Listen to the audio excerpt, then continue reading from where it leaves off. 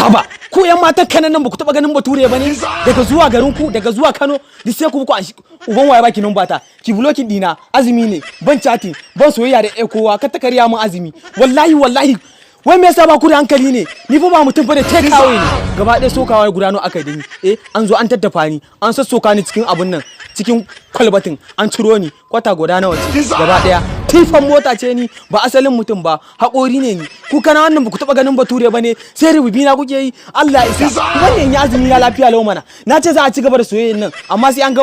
sai an gama Ramadan bauta Allah muke yi ne makakkar zunubi muke yi zaki zo ki ta kira na iska ki ce kina so na wata ka in biye miki a lalace ko wata Ramadan din ma da ki haƙuri in bayan Ramadan ne a biye miki amma yanzu a zo ana iskanci ki bari inda an daddaka ni ne an sa ni ne a cikin wannan takalmin an dauko ni an sa ni a wannan ban gama kwat sun ki bari na in haihu yara miliyan 3 na haifa me zan sun yi kadan tunda an ki bari na in girma shekara ta 1 da rabi amma auren dole an dauko mutun nawa ne shinkafan nan ba jollof bace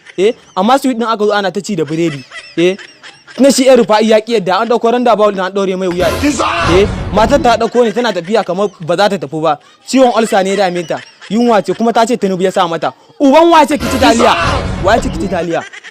ai ba wannan bane ya fara kawo marfin farantin ne tunda an yi abincin an rarraba mutane sun ci ni za a kasa a tire a ba mutane amma azaki Allah isa ban yafi ba